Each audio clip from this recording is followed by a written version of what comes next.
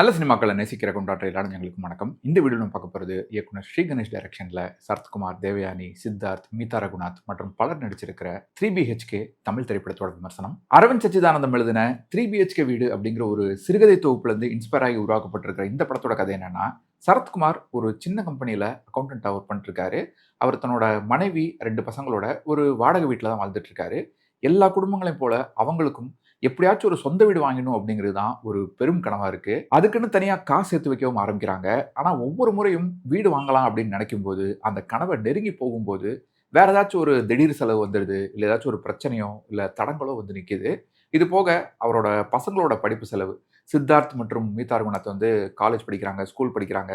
அவங்க 2 பேரோட செலவு, மற்ற செலவுகள், வேற சில பிரச்சனைகள்னு சரத்குமாரை சுத்தி சுத்தி அடிக்குது. ஸோ அதுக்கப்புறம் என்ன ஆச்சு? சரத்குமாரோட குடும்பத்தால கடைசியில வீடு வாங்க முடிஞ்சதா இல்லையா அப்படிங்கிறது தான் இந்த 3BHK படத்தோட கதை. இந்த படத்தோட ப்ளஸ் பாயிண்ட்ஸ் என்னன்னா, முதல் பாசிட்டிவ், இந்த படத்தோட கதையும் ஒரு சில ஹார்ட் வார்மிங்கான காட்சிகளும் தான். இந்த படத்தோட தீமே பார்த்தீங்கன்னா எல்லாருக்குமே யூனிவர்சலாக அப்பீல் ஆகக்கூடிய ஒன்று தான்.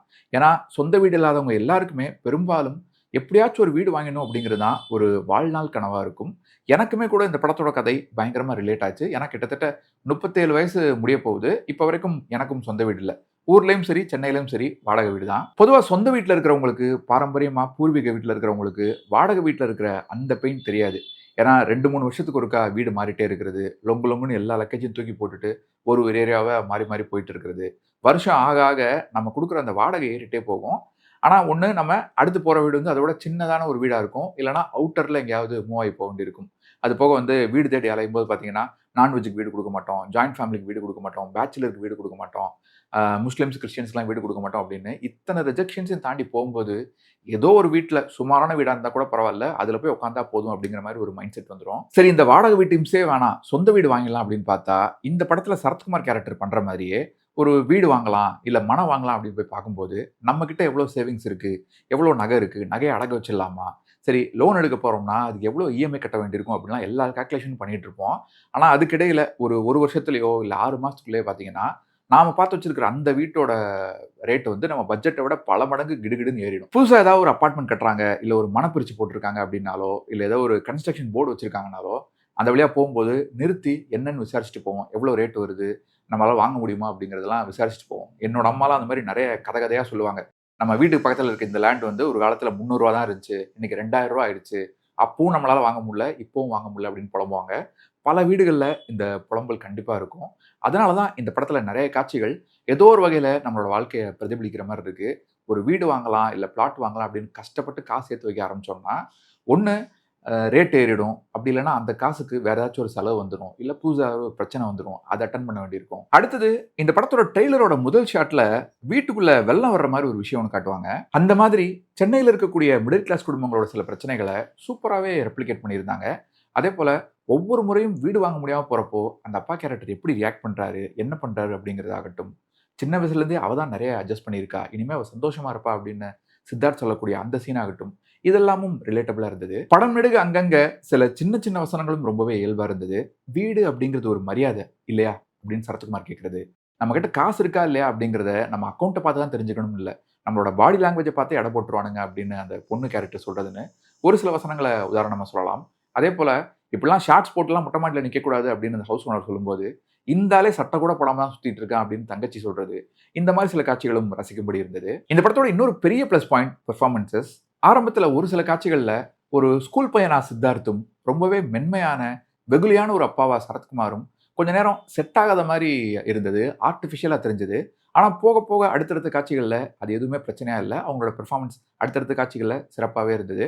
குறிப்பா சரத்குமார் அவர்களுக்கு அவரோட கெரியர்ல இது one of the best performance அப்படின்னே சொல்லலாம். அவரோட கட்டுமஸ்தான அந்த பிசிக்கையும் தாண்டி அந்த கேரக்டராவே அவர பார்க்குற அளவுக்கு ரொம்ப அருமையா நடிச்சிருந்தாரு. ஹாஸ்பிட்டல்ல எவ்வளோ செலவாச்சு அப்படின்னு கேட்கக்கூடிய அந்த சீன், நான் தோத்தாலும் என் பையன் ஜெயிச்சிருவான்னு சொல்ற சீன், தன்னோட தம்பி வீட்ல போய் பேசுற சீன்னு பல காட்சிகள சொல்லலாம். சித்தார்த் தன்னால முடியாட்டியும் கூட தன்னோட குடும்பத்துக்காக ஜெயிக்க நினைக்கிற, திரும்ப திரும்ப முயற்சி பண்ணிட்டே இருக்கிற ஒரு வல்னரபிளான கேரக்டர்ல கன்வின்சிங்கான ஒரு பெர்ஃபார்மன்ஸை கொடுத்திருக்கிறாரு.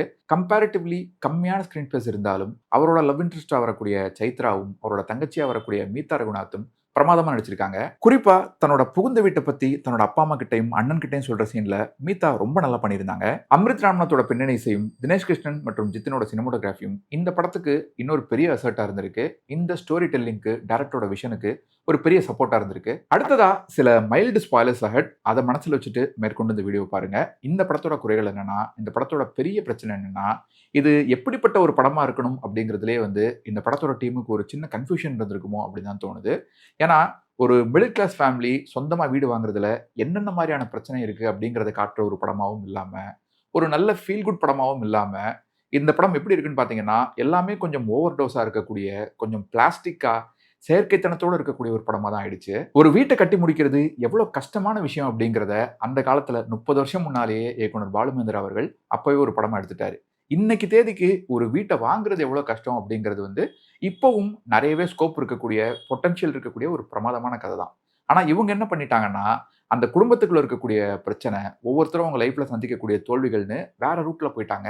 ஆனா அதையும் எஃபெக்டிவா சொல்ல தவறிட்டாங்க. படம் முழுக்க கதை எங்கேயுமே நகராம ஒரே இடத்துல இருக்கிற மாதிரி தான் தோணுது. வீடு வாங்கலாம்னு நினைக்கிறாங்க, காசு சேர்த்து வைக்கிறாங்க, கரெக்டா ஏதோ ஒரு பிரச்சனை வந்துருது, ரொம்ப சோகமாயிடுறாங்க. திரும்ப அந்த பிரச்சனையிலேருந்து மீண்டு வர்றாங்க, காசு சேர்க்குறாங்க, வீடு வாங்கலாம்னு ரொம்ப சந்தோஷமா இருக்காங்க. மறுபடியும் ஏதோ ஒரு பிரச்சனை வந்துருது. இந்த மாதிரி தான் திரும்ப திரும்ப திரும்ப இதே விஷயம் தான் நடந்துகிட்டே இருக்கு.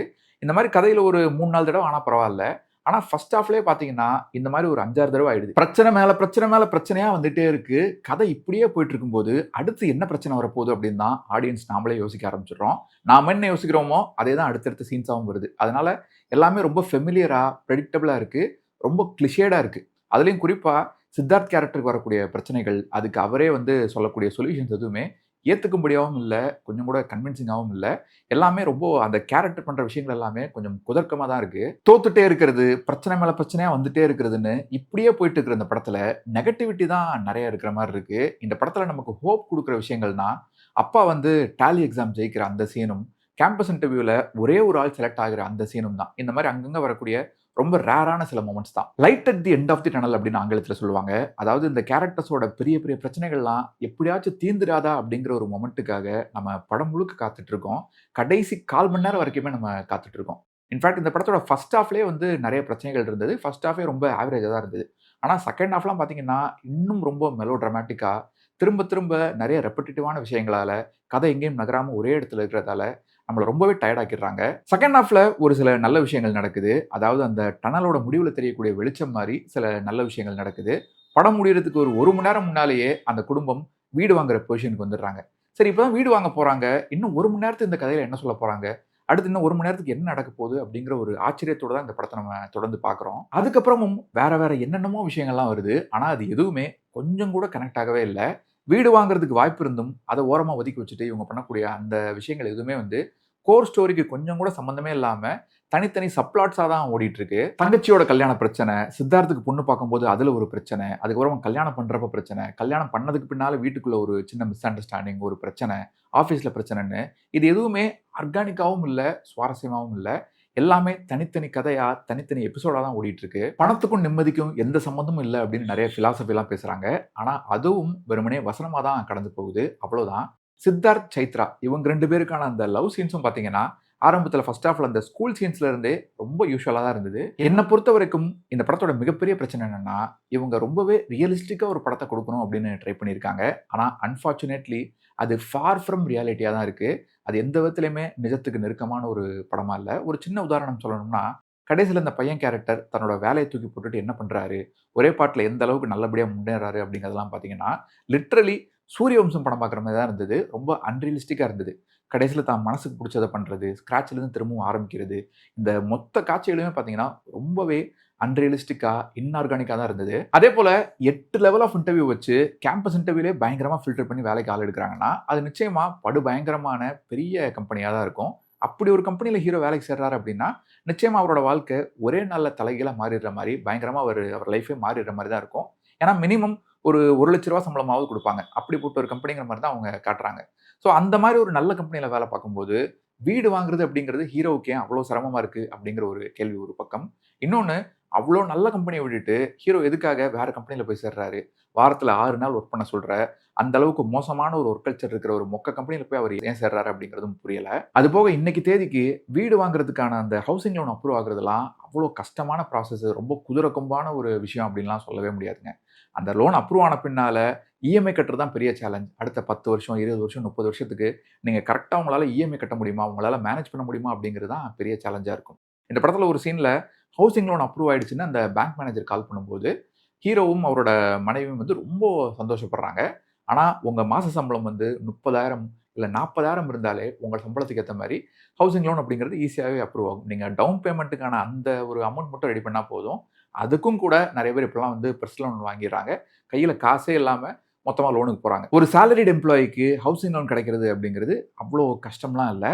ஸோ இந்த மாதிரி விஷயங்களால தான் இந்த படம் நிஜத்துக்கு நெருக்கமாகவும் இல்லாமல் ஒரு கமர்ஷியல் படமாகவும் இல்லாமல் ரொம்ப மீடியோக்கர் ஆயிடுச்சு. மொத்தத்தில் இந்த 3BHK திரைப்படம் எப்படி இருக்குன்னு கேட்டிங்கன்னா, ஒரு நல்ல கதையை, எக்கச்சக்கமான பொட்டன்ஷியல் இருக்கக்கூடிய ஒரு ஃப்ரெஷ்ஷான பிளாட்டை ரொம்பவே ஆவரேஜான ஒரு படமாக பண்ணியிருக்காங்க அப்படின்னு தான் சொல்லணும். பர்சனலாக எனக்கு இந்த படம் அண்டர்வெல்மிங்காக தான் இருந்தது. ஒரு சில காட்சிகள் தவிர இந்த படம் எனக்கு பெருசாக ஒர்க் ஆகலை. இந்த படத்தில் இருக்கக்கூடிய எமோஷன் நிறைய காட்சிகளில் எனக்கு கனெக்ட் ஆகலை.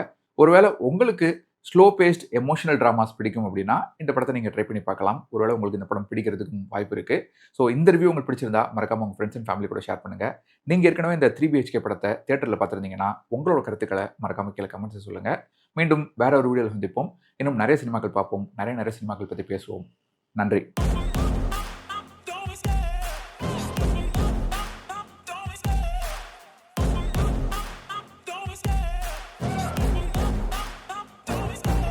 Love the chase and the hunt, and I set the pace when I'm running. I always take what I want and I always give it 100. Don't need a bank, no I'm funded. Play the game like it's nothing. I'm always thankful.